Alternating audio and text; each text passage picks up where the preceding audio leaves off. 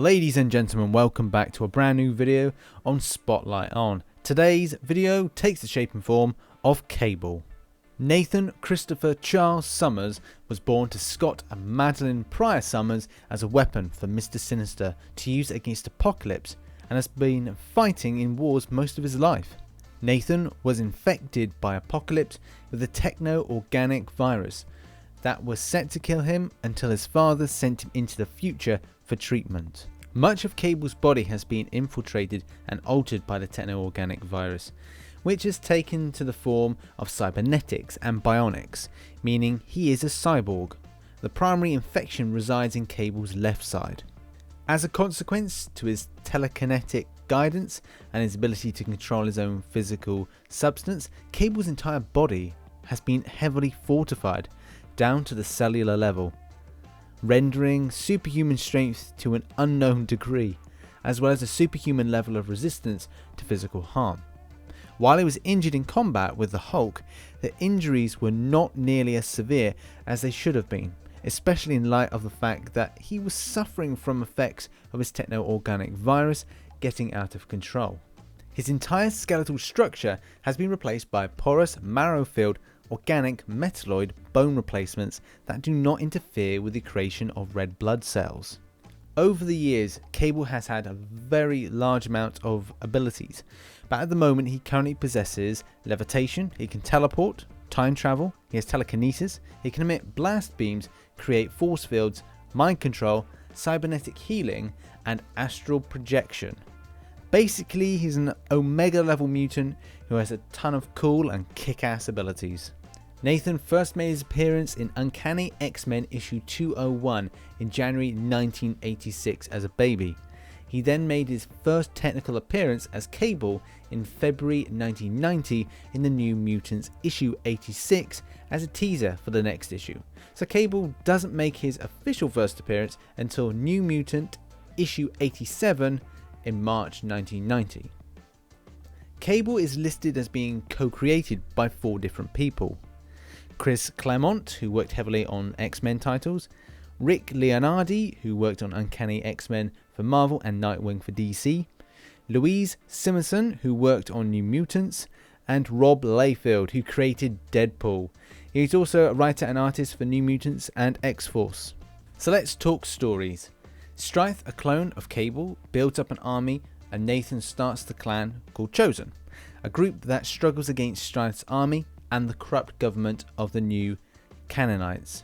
In one battle, the confusion between the two enemies is evident. Cable and his clan Chosen think an attack is being led by the new Canaanites, and they try to lead the battle away from the camp. Cable leaves Alia and his son Tyler at the camp. The diversion is ineffective and a bomb is dropped on the base camp. Cable rushes into the carnage and finds his wife. She asks him about their son.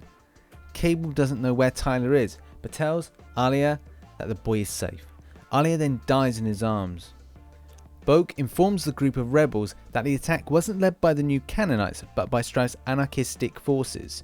To add salt to the wounds Alia's passing inflicts upon Cable, Boke informs him that Tyler was taken captive by Strife in the raid.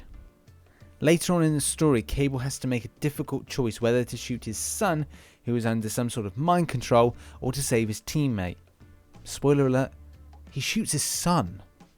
Our next story takes place in the Days of Future Past arc. Cable and the New Mutants get involved with the Fantastic Four as they battle Ahab. Here is when Cable lets the other teams know that he is now in charge of the New Mutants. The team doesn't take a huge role in the fight, however.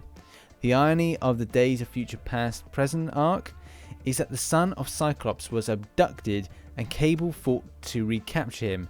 It was later revealed that Cable was the actual son of Cyclops. In essence, Cable unknowingly fought for his past life so that he could even exist in the present. It's kind of weird. He didn't learn the truth about his lineage until much later though.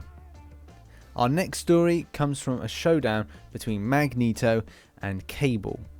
So Cable notices that Cannonball planted a homing device that leads the team to Grey Malkin. Magneto has a new base there which he dubs Avalon. Cable finds Professor X and extracts him from Magneto's network. The two men clash and Magneto rips Cable's metal body parts to ribbons.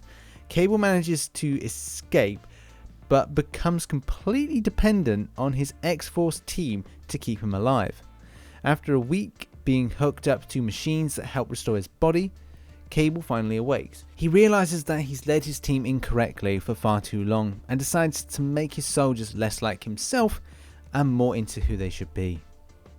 So, has Cable been in the media? Well, Cable has featured many times in the X-Men animated series and is tipped to be making his big screen debut in Deadpool 2, which should be released in 2018. For now, you can look forward to playing as him in the hit game Marvel Contest of Champions by Kabam.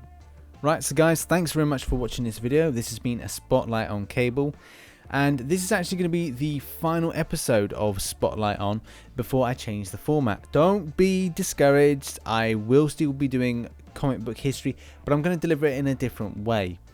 First episode would hit in early 2017, but let me know in the comments below of different characters you'd like me to feature in a comic book history spotlight or facts on. And thanks again, bye bye.